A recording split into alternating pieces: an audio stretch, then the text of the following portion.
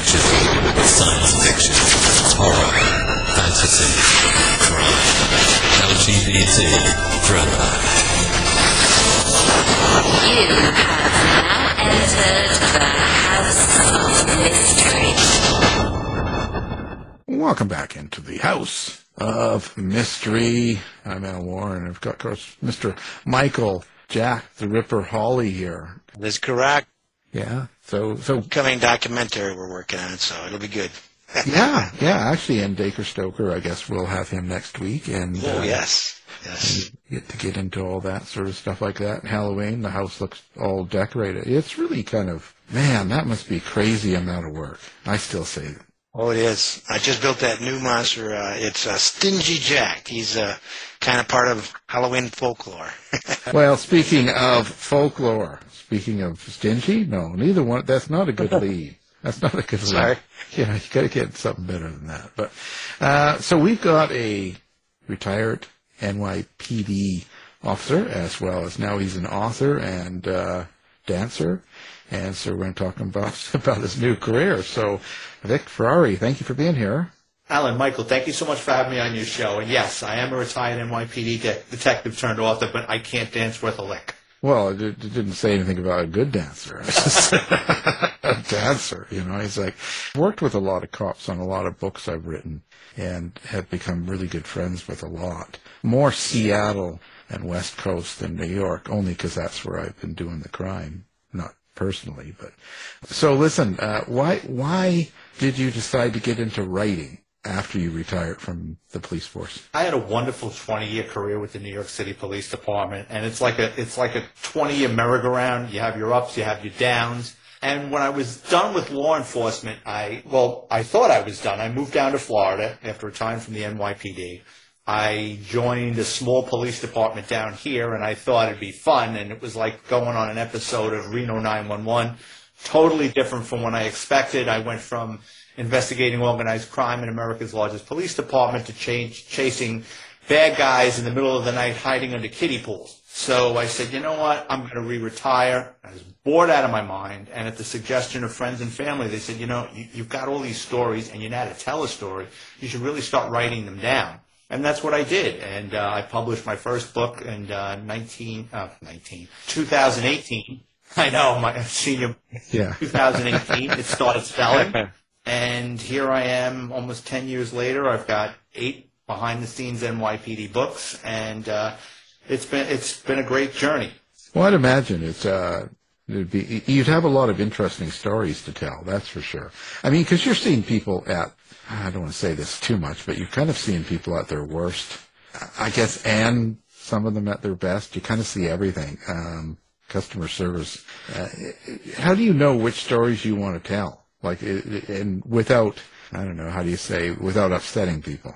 Well, it's funny you should say that, because when I started writing these stories down, I said to myself, the 2 things I don't want to do is get anyone divorced or embarrassed or in trouble. So 3 things. So what I do is, with my books, I change the names, the ranks, the boroughs. So for argument's sake, it might be a female cop that did something embarrassing. I'll change the story to a male cop if I can pull that off. Change the ranks. But these things have happened. Do you do both the, let's say, because you're a detective too, right? So the experiences you have with, let's say, suspects and anybody you encounter, or is it, do you focus more on the police, the law enforcement? It depends. I'm not disciplined enough to write a novel with a beginning, middle, and end. My books are just filled with short stories, and there'll be a topic. So for argument's sake, one of my books, I have a chapter entitled Crossing Over to the Dark Side. So I go in depth of how the NYPD deals with police corruption, my experiences with police corruption, guys that I know that went bad. And then I've got other chapters in the book that'll have practical jokes of things that went on in the station house. And I try to stay away from the dark stuff, but there are dark stories in my books. Right. Now, you're writing with a sense of humor, but like this is, are all of the books kind of with that humor throughout, or is there some seriousness? It's a blend of both, but more on the humorous side. When I was starting to write these books, I said, you know, everybody wants the gore and the blood and the guts, and there's some of that, but I try to write more about the positive side and things that people wouldn't really know or have heard about the New York City Police Department, because it's almost like a behind-the-scenes tour at Disney World. What do you think people get wrong about NYPD? Like, what do you think an average Joe, so you got someone like me, well, I've kind of been around, but an average Joe, what would they think about the police that are totally off base? Well, the average person that approaches a cop, you're going to get the stoic robot until that cop lets his guard down. So you're going to go up to him, and you got to realize cops all day long, people are coming to them with their problems. Some they can solve, some they can't. And you're going to get that stoic, yes, no. But behind the scenes, cops are people too. They do have senses of humor. They do have problems. They do get themselves in trouble sometimes. A lot of them work second jobs. There's a lot of things that people don't know what goes on with the police. And in my books, I also go into what would happen when you walk into an NYPD station house. You'll walk in, and for a civilian, you see one thing, but I explain what's going on as far as that you wouldn't understand. Well, then, like, a lot of the police probably bring their work home with them, and there's probably issues there as well, right, with the police force. And that would be tough for me to not bring some of those things home with me. Some guys do. What you'll see with the New York City Police Department, so there's 40,000, and I don't know what it is now, but when I was active, there was about 40,000 members. And what you notice about cops is probably about 50% of them want to get as far away from the city as they can. So what they'll do is they'll move out to Long Island or upstate New York, 60, 70 miles away. They want a house, they want a little bit of property, and they don't want to hear any noise. But what you'll see is it becomes a game where they're driving 60, 70 miles each way to work. They always say, you ask a cop, how long does it take to get there? An hour. Well, if you're breaking the land speed record, it's an hour. And they're not really spending much time with their families. They see their kids, maybe for an hour a night. They're working overtime. They'll see them, when they're off a couple of days, and that's when they're recharging their batteries, or when they go on vacation. A lot of people don't know is a lot of cops' marriages break up after the cop retires because they're not really spending a lot of time at home. And it's almost like a guy coming back from war. Now all of a sudden the wife has been running the household for the last 20 years, going to Costco, and now all of a sudden the husband or the wife wants to know, why do you keep that there, or why are we shopping there? And then all of a sudden you've got them busting heads and the marriage dissolves. So what's some of your best stories? If you had to pick a couple of stories, what's your favorite, funnest story? I'll give you a couple of funny ones. So for my latest book, NYPD Laughing in the Line of Duty, I've got a story in there. So in the 1970s, NYPD members are not allowed to consume alcohol on duty. Now in the 1970s, it was a little loosey-goosey. And there was a mounted cop in Midtown, and what he would do is every afternoon he would stop by this bar, and the bar had double doors. And he would ride his mounted horse into the bar, and in the back of the bar was a beer garden. He would tie the horse up out back, have his liquid lunch, and the bar was like a thing of Iceman Comet. You had a lot of old drunks there that would feed the horse carrots and sugar lumps, and this went on for years. Well, one summer day, the horse dropped dead in the back of the beer garden. It was the worst kept secret in Hell's Kitchen that this cop was going in there having a couple of cocktails with his horse tied up in the back.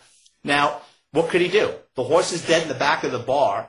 If he calls for a supervisor or anything, they're going to want to know how the horse got back there. The bartender's relative had a cousin that owned a towing company. So the guy shows up with a wrecker. He pulls a steel cable through the bar. He hooks it to the horse's bridle, and slowly they tow this dead horse through the bar.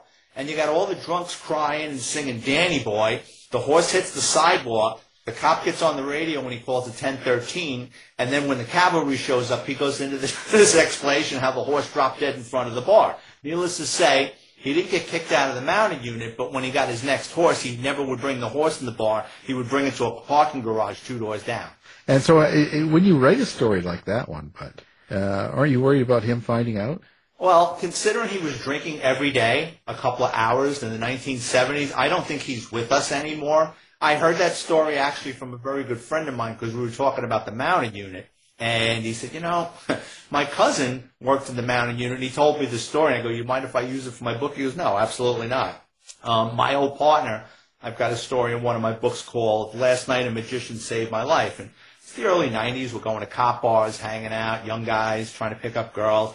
And one of these guys was an amateur magician in his spare time. So you're trying to make time with some girl, and he comes up and he's making balloon animals and pulling coins from behind the ears. And I turned to his partner and I says, would you get him the hell out of here? I go, I can't compete with this guy. And he goes, you know, if he took his NYPD career as seriously as making balloon animals, he'd be a one-man crime stopper. So anyway, these two cops a couple of weeks later get called to a basement apartment, calls for help. That was it, 911 call. They go into the basement, there's two doors. They go to door number 1, they bang on the door, no one comes to the door. They go to bang on door number 2 in this basement, and the magician grabs my buddy and he says, listen, we made all this noise down here. This is nonsense. Let's get out of here. My buddy goes to bang on door number 2 again. He goes, listen, I'll buy you a cup of coffee. Now, cops are cheap. So he says, all right, and they leave.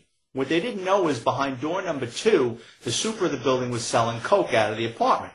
He got addicted to it. He fell behind on his payments to his wholesaler, so they sent a couple of Albanian hitmen to kill him. Well, the guy knows he's got a problem, so he's not answering the door to the apartment. So what they do is, it's an old gypsy trick. They bring an attractive female. They come to the door one night, knock on the door. The guy sees the attractive female. He sees found money. He opens the door. The three of them push their way into the apartment. Where's the money? Where's the drugs? They're pistol whipping him. He doesn't have the answer.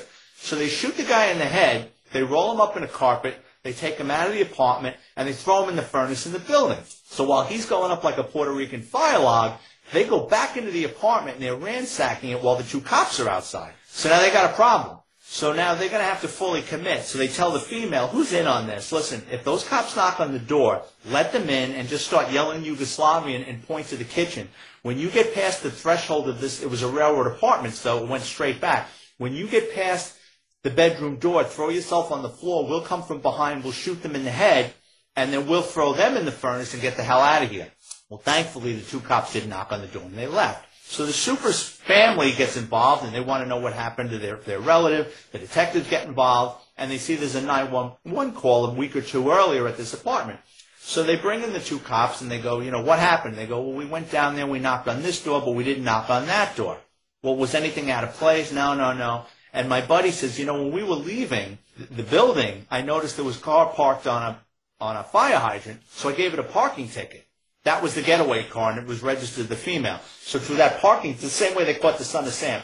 With that parking ticket, they were able to trace the car to the female. She gives everything up, of course, trying to minimize her involvement, of course, but in for a penny, in for a pound.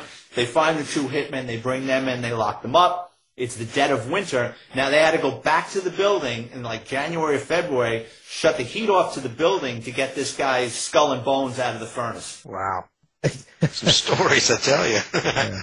How does a 20-year career like that, how does that change someone like you? I knew what I was getting myself involved in. Like, I grew up in the Bronx in the early 1970s. I grew up watching the Rockford Files and all the police shows. And I knew I wanted to be an NYPD cop and detective. That's all I wanted to do. My parents wanted to kill me. They wanted me to go to college. I would have none of it. Then my father tried to get me to become an electrician. I purposely failed the test. I knew what I wanted from an early age, and I wasn't disappointed. I think I'm unusual in that I compartmentalize it. I know things are bad. I'm in a bad situation, but I'm like, it's going to get better. Just work through it. This isn't going to be for the rest of my life. This is going to be for an hour. This is going to be for 8 hours. This is going to be 10 hours, and just be done with it. And I never took my work home because nobody wants to hear it. I mean, and I also have a diverse bunch of friends. I didn't just always hang out with cops, because if you do that, it's kind of, it can get toxic because everybody's down on everything. But how do you today not look at people as if you're a cop? Like, I always wonder this because, you know, you've been trained and you worked this way for 20 years of always, in a way, looking for the bad or looking for the crime or solving the crime or working with the crime. And so you're so used to doing that. How do you go out in the shopping mall and see people and not look to see who's doing something wrong? Do you know what I'm saying? How do you turn that off? Well, I mean, I've been retired 17 years, so I'm not as hypersensitive. I mean, I still have my spider sense, but nowhere near where I'm looking for an arrest or, you know, 2 minutes in the past, there's a robbery suspect, here's the description, go. You know, that's over. But, I can spot someone that I know has done a considerable amount of time in a state prison just by their walk, their look. I can tell if someone's going to be trouble. I was in San Francisco a couple of years ago, and we were in a Walgreens, and I smelled angel dust. And I turned to my friends, and I says, "We got to go." And they said, "Why?" I go, "Someone's smoking dust." And they go, "Is that what that is?" I says, "We got to go." And as we're leaving Walgreens, all hell broke loose. So I'm not as hypersensitive as I once was. But, yeah, I mean, it's just, it's in you. Well, do you look at people negatively, Bud? And I don't mean that as a judgment. I'm just thinking of it as you always walked into a room looking at crime or looking for crime, and so you see people at their worst, definitely. And so do you always have that on guard? Everyone's sort of bad until they prove they're good? Do you kind of have it that way, or how do you stop looking at people that way? I don't think I ever did. I mean, even people that I locked up, I treated everybody the way they treated me. If someone was respectful and nice, I was going to be respectful and nice too. I have my opinions like everybody else, but you become a toxic person if you let that rule your life. I mean, after I retired and I moved down to Florida, I'm not in my element anymore, right? So I'm out of state. I'm with all these different people. They're not cops. And I'm playing softball on teams, and, I'm seeing some of the people on my softball team getting arrested for things. And it's like, listen, as long as it doesn't bleed into my life, let them do what they want. Who am I to judge? I mean, that's not my life anymore. Yeah. It's progress, I guess. So each book, when you write this, do you kind of have the audience in mind? Are you thinking about the reader and what they get? And are you, what are you hoping that someone takes away from one of your books? My books are geared for people that are in true crime genre and have a sense of humor. I'm just myself. If they like the book, great. I'm not trying to piss people off, but at the same time, I'm just writing about my experiences and how I viewed things at the time. And for the most part, I'm getting good reviews on Amazon. I'm usually averaging between 4.6 and 4.7 out of 5 on my book rating, so that's good. Every now and then people tell you suck. That's fine, too. And I'm like, well, you knew it was a true crime book. Like, what did you think you were going to get out of this? Oh, yeah. I mean, but it's that kind of world right now. Everybody reviews and judges everyone. It's kind of that kind of thing going on, especially online, and everybody has access to you through social media and stuff. So it's really easy for people to be mean. So it sounds like you've put a human element into the police force with your books, that the people see that police aren't what you thought they were. Absolutely. And I want to show, like with my books, I show what it's like, why I wanted to be a police officer, what the police academy was like, what it was like in an NYPD precinct, the politicking that goes on, not always getting along and fights breaking out in the locker room sometimes. And I mean, it didn't go on all the time. But, I mean, one of my books, there was a cat fight in the female locker room because one female cop was writing summonses in these other two female cops' sector, and they threatened her. And then after work, she went to her locker, and they jumped her, and out comes the mace, and bitch slaps are flying. So, it sounds like a bunch of Teamsters, but no, it sometimes will happen in an NYPD precinct. So were you Starsky or Hutch?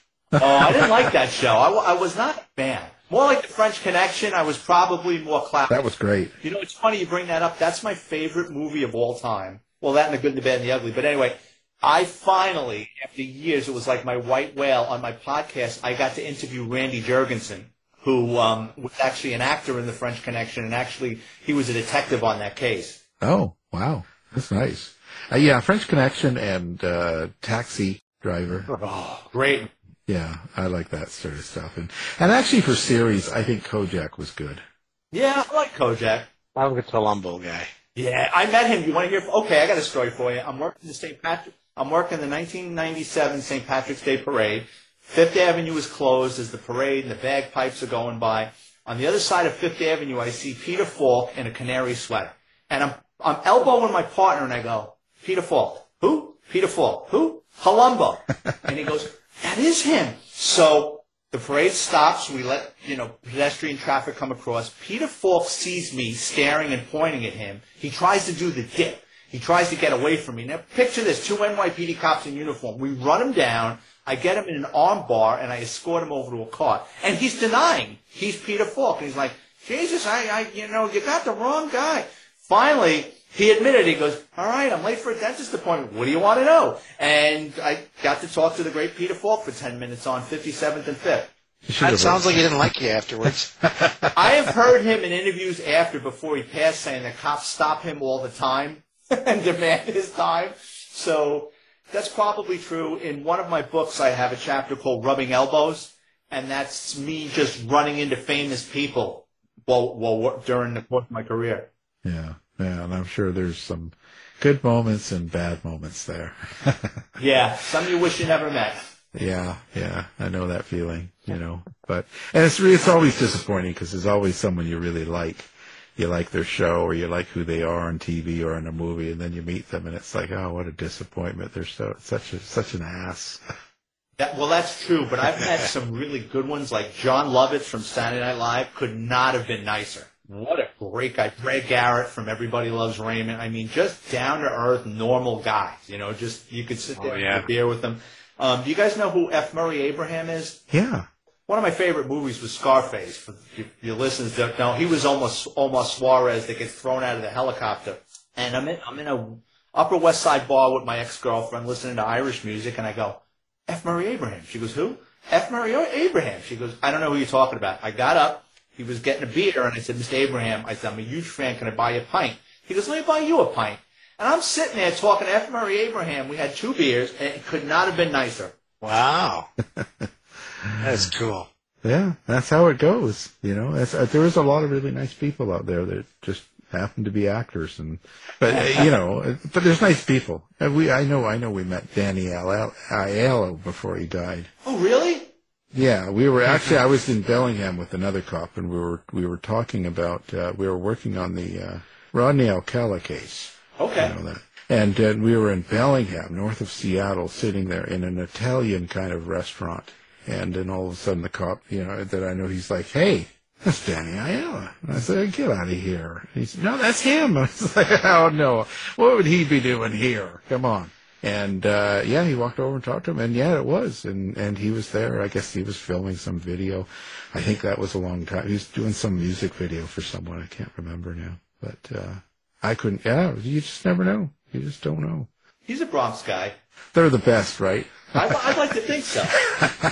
What are you going to do now? You going to keep doing this? You enjoying your life now? As long as I still have stories. Like right now, I'm waiting for my editor to come back with an edit. But right now, I'm already starting to draft stories for another book. So I'll keep doing it until it's fun. Once it's not fun and I'm not making money selling books, I'll do something else. Will you do different genre or just something else completely? Here's the thing. I wrote a book which I think is my funniest. It's called Confessions of a Catholic High School Graduate. It's about me growing up being a little son of a bitch in the Bronx and how Catholic schools straightened out my life and I wanted no part of it. And I think it's funny, but from an unknown like myself, a self-published author, no one's going to take a chance on that book. To date, it's my lowest selling book, but the you put NYPD on something and you have the stories and you are credible, people are going to buy it. Oh, yeah. Yeah, books like that they're almost niche in a sense. They're nobody's going to take a big chance on it, and right.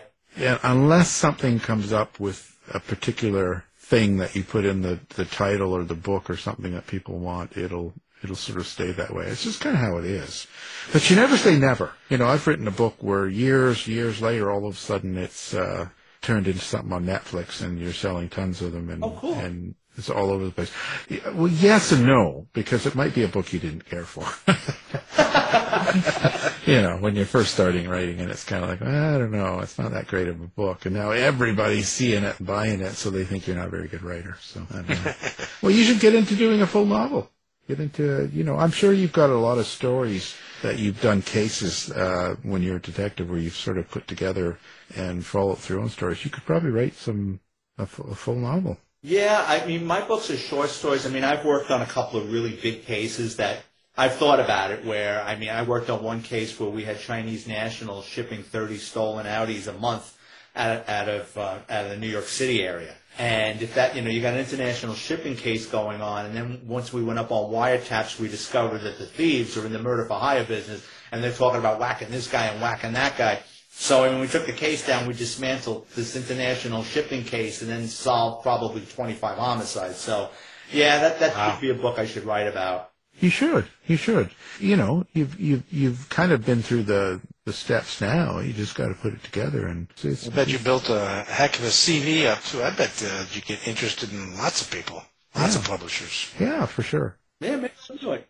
Wild Blue Press, somebody like that, does true crime and do stories. I've done a couple there. Quite a few people have, and it's you probably could sell something like that. I don't see why you wouldn't, and you just got to take your time and do it, and you'll do it just fine. I'll buy one, Vic. Yeah.